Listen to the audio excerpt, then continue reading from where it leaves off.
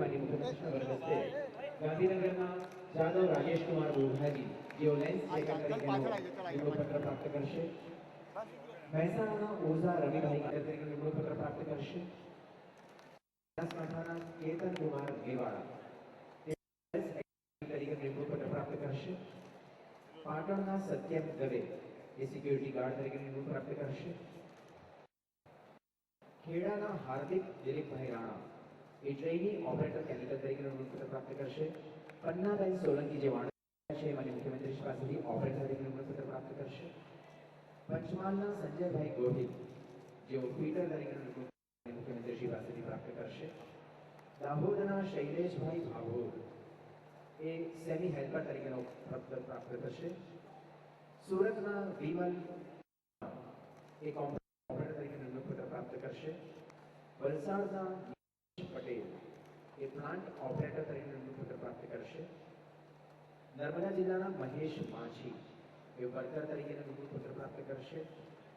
ડાંગ જિલ્લાના મોતીરામ સ્મિત Jammu હાર્દી mechanical engineer તરીકે નિમણૂક પામ્યા છે એ માટે મુખ્યમંત્રી પાસેથી નિમણૂક પત્ર પ્રાપ્ત કરશે.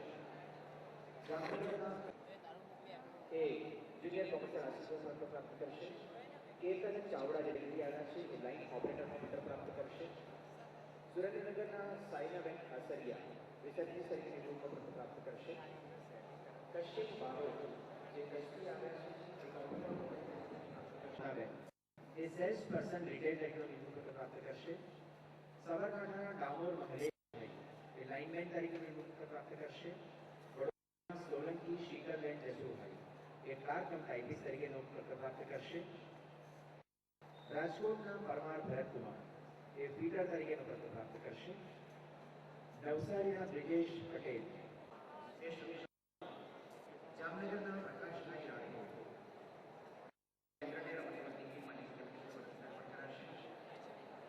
જુનાગઢ વિવેકાનંદ કેન્દ્રના કેતન કુમાર પટેલ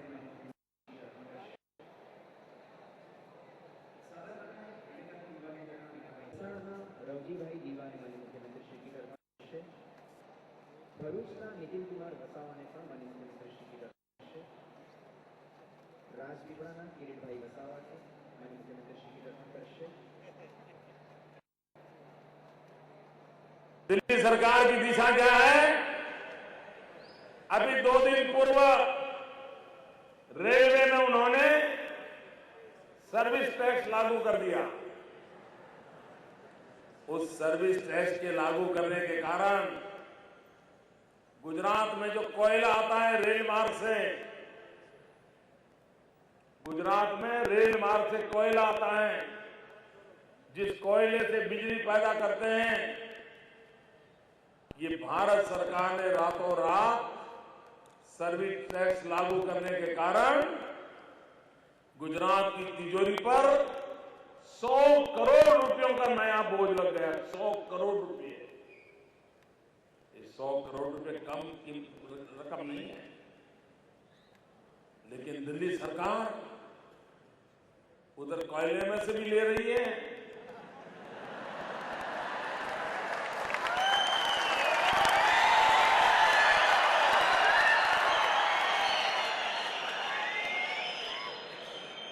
और इधर कोयला पहुंचाने में से भी ले रही है.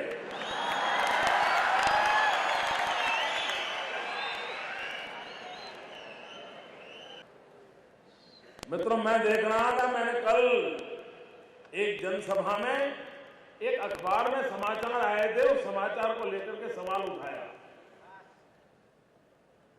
तो तूफान मच गया.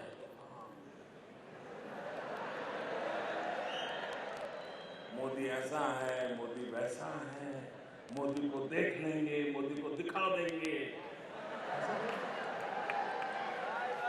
अरे भाई, मुद्दे का जवाब दो ना. दोस्तों, मैं पूछना चाहता हूं, मुझे जवाब दीजिए.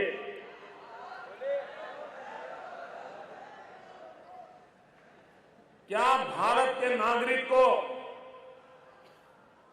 दिल्ली सरकार के खजाने का खर्च कहां होता है वो जानने का अधिकार है? अगर देश के नागरिक को जानने का अधिकार है और अगर वो कोई पूछे कि भारत सरकार की तिजोरी के पैसे कहां खर्च किए गए वो गुनाह है? क्या ये पूछना सही है? हिसार के किसी नौजवान ने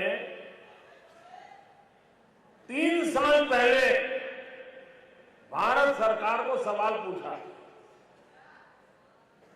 कि भाई मैडम सोनिया जी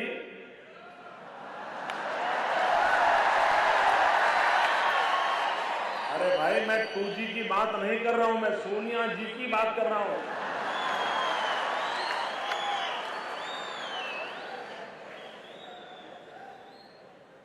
सोनिया जी कितनी बार विदेश गई, किस प्रकार के व्यवस्था से गई, वहां कहां रुकी और भारत सरकार की तिजोरी से कितना खर्चा हुआ? क्या ये सवाल गलत है? भारत सरकार के दिल्ली में बैठे हुए हमारे मित्र दिन रात चीखते हैं, चिल्लाते हैं और कहते हैं कि हमने माहिती अधिकार देकर के बहुत बड़ा रिवॉल्यूशन किया है। राइट टू इंफॉर्मेशन, हमने लोकतंत्र को मजबूत बनाया है। तो आपको जानकारी देनी चाहिए कि नहीं देनी चाहिए? कानून में कहा गया है कि 3 महीने में जानकारी देनी पड़ती है। 2.5 साल हो गए, ये जानकारी क्यों नहीं दी जा रही है? भाइयों बहनों, जब जानकारी छिपाई जाती है तब सवाल उठता है कि नहीं उठता है कि दाल में कुछ काला है।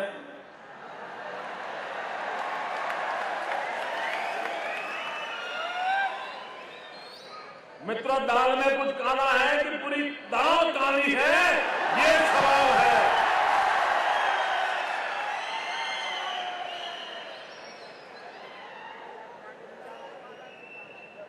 और इन सवालों के जवाब देने पड़ेंगे।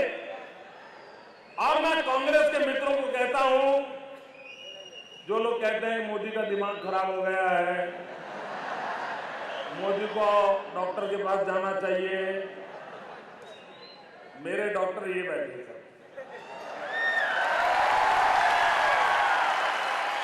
6 करोड़ गुजराती है, मेरे डॉक्टर है, उनको मेरी सेहत का पूरा पता है।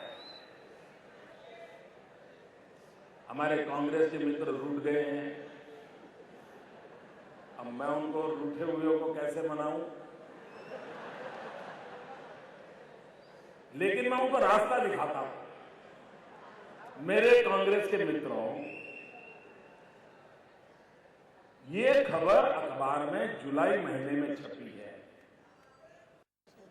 मैंने इस अखबार को सार्वजनिक रूप से अक्टूबर महीने में पढ़ा है। ये जुलाई महीने से लेकर के अक्टूबर महीने तक आपको उन अखबारों को जवाब देने की फुर्सत क्यों नहीं मिली? और एक अखबार में नहीं, हिंदुस्तान के 20 अखबार में एक खबर छपी है। ये हिसाब मांगना चाहिए नहीं मांगना चाहिए?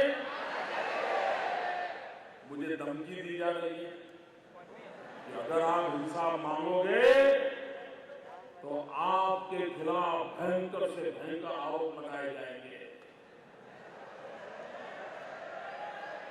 पूरी सीबीआई को लगा के रखा है भाई, अब क्या बचा है?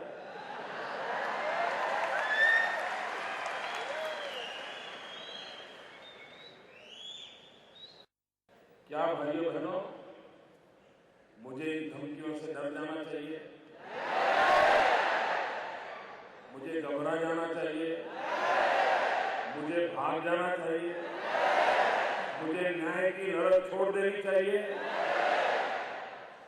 मैं फिर एक बार कह रहा हूं, मैं मैडम सोनिया जी से कोई जवाब नहीं मांग रहा हूं। मैं मैडम सोनिया जी के लिए एक सवाल नहीं पूछ रहा हूं। मैं सवाल प्रधानमंत्री डॉक्टर मनमोहन सिंह जी की सरकार से पूछ रहा हूं कि आपके खजाने से, हिंदुस्तान की तिजोरी से कितने रुपए खर्च किए गए, ये देश जानना चाहता है।